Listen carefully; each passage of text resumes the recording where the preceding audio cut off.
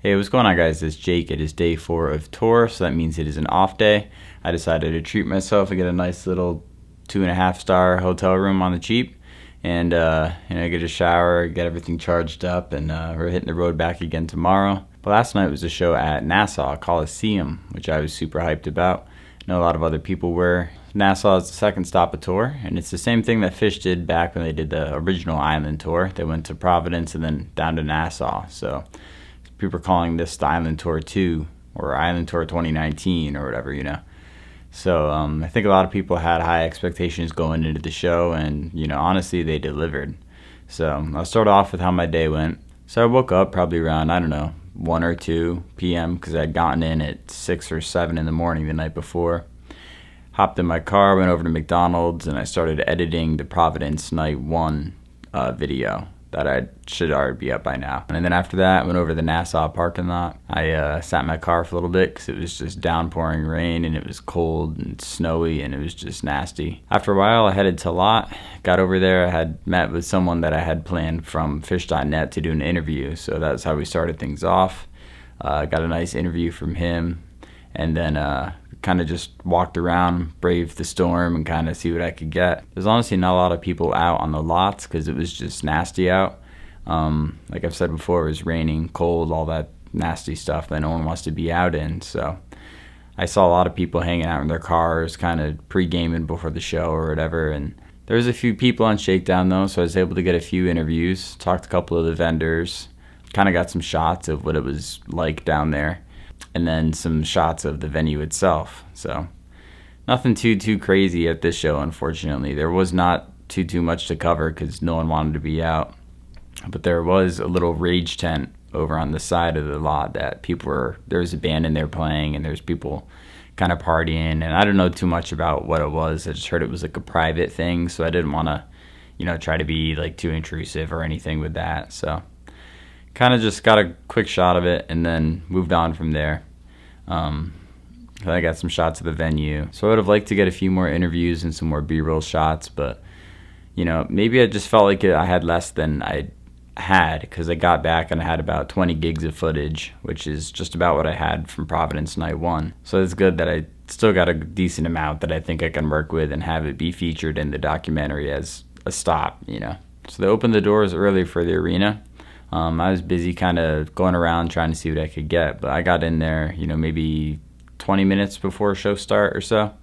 So it gave me time to walk around, use the restroom, and then find my seat. I had really good seats for this show, actually. So I was in section 11, which is all the way at the back of the floor, like that first section there, and I was like row 2, so that's the second row up. So it was like basically I was on the floor, and I was, maybe 5-6 feet up off the ground, so I got to see everything really well. And it's like right behind where the tapers do their recording, so that's like, best audio in the house pretty much. So I was hyped on that. That was good. So I got the set list here. It was a great show. It was killer. Ghost opener.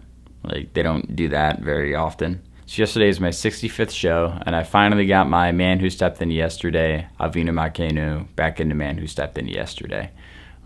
Pretty awesome that I was able to see that, because that's, 65 Phish shows, and seeing something for the first time after 65 shows is awesome. The whole first set is honestly just awesome, like the whole show, but I'll get into the rest later. Like, it's just a solid, great show. This is like on par with Providence Night 2, I think. I don't know, I don't want to kind of put them against each other, but they're both like really good shows, honestly. After that, you get the Wedge, Martian Monster, Timber, Cool It Down. Rage was awesome. Poor Heart was raging. Tube, jammed out Tube, awesome, killer. Character Zero, Rager, end set tune, So set 1 was just amazing, killer set, great. And then set 2 is kind of getting back into the, I guess, more traditional way of how they used to do things, where they have the more songy first set and then the more jammed out second set. And I'm happy to see that. I love seeing the longer jams. And these songs, they felt like they were longer than they actually were. They were, like 11, 12-minute tunes, but they felt like they were like 20-minute tunes.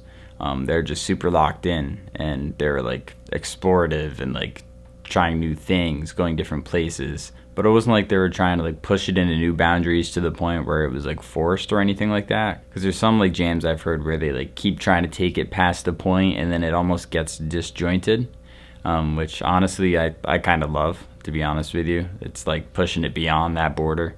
But they just were really locked in and really tight sounding. They sounded like a group versus, you know, a soloist in front of the band or anything like that throughout it. It was just really great locked in group playing last night. So I'm not going to go through every song here, but, you know, ones that stood out in the second set, you know, all of them, really, honestly.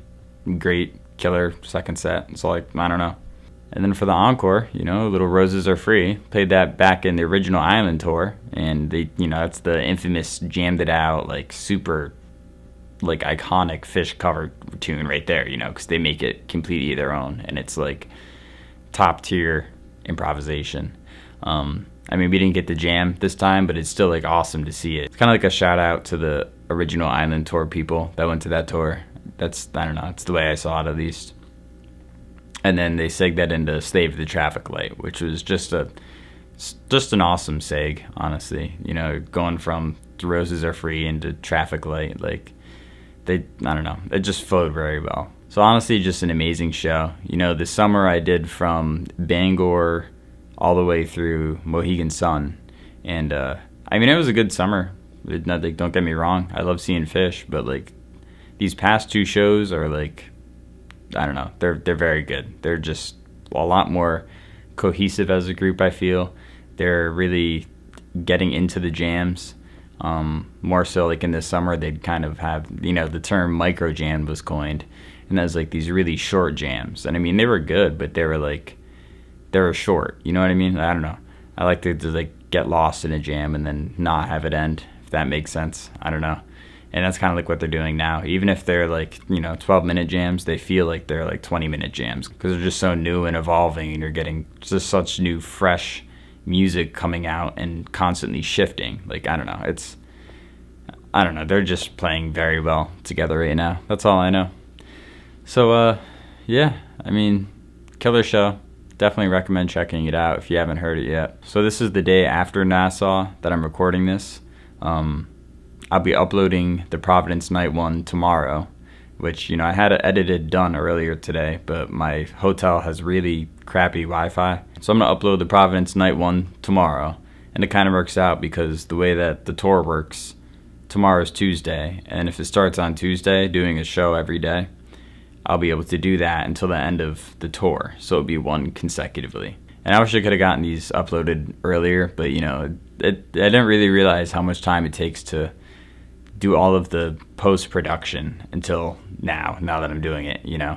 So like Bacon Man, he has his up the day after. Awesome, good for him. He's been doing it for a while. He knows how it's gonna go.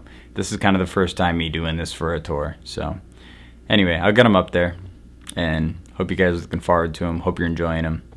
And then there's a whole lot of footage that I've been taking, keep in mind, that I haven't been putting in these videos because I'm doing that documentary. So basically, you see maybe 5% tops of the shots that I take in these videos. So there's going to be a whole bunch of those in the main documentary I'll be making. So keep an eye out for that. So yesterday when I did the Providence video, I was in Nassau. And I think I mentioned in that how I was having car problems. My car was overheating. I wasn't getting heat through the vents. Well, this morning, that was the first thing I did. I woke up. I coincidentally found out I was parked across the street from AutoZone, so I walked over there, picked up some coolant, you know, put it in the car, kind of bled the line a little bit, you know, let it run, let all the air bubbles get out of there, and it's been doing fine. So that's awesome. Didn't need to spend money on a mechanic. And then basically got in my car, drove over here. I'm just outside of Philly now, a little bit cheaper hotel because I'm not directly in the city. And then edited a video for like my regular job that I'm able to work remotely. Edited that in just a McDonald's, hung out there for a bit. Came over here to the hotel, and I've just been chilling here ever since. Got me some Chinese food, and I'm just living like a king tonight. I got the hotel room, it's nice, it's cozy. No sleeping in the car, but don't want to get too comfortable with it because tomorrow we're headed out to the Met in Philly and see what happens there. And after the Met show, I'll be heading over to Pittsburgh, Probably just drive there right after. I don't know, why not? And then after the pit show, probably hop in my car, start heading south down to the Charleston show. So lots of driving, but it's worth it. It's fun tour. And it's cool doing this documentary because I get to meet all these people. They're all just awesome, fun people. And I see them later, that show or the next show, and we always say what's up to each other. You know, it's just, I don't know, it's cool. Phish such a good community. And wanted to kind of capture the scene. It's the whole point of me doing these. A lot of people have never seen it. A lot of you are probably Phish fans, and I just wanted to kind of shed some light on it for those who haven't seen it. This next video you guys will be seeing is from the Met show, so keep an eye out for that one. And then I am doing the Charleston shows after that as well, so those will be next. So you might as well just hit the subscribe button and like these videos, because once I get 1,000 subscribers and 4,000 hours of watch time, I get monetized. So I'd appreciate it if you did that. That's about it for this one. Thanks for watching. I'm Jake, and we'll see you on tour.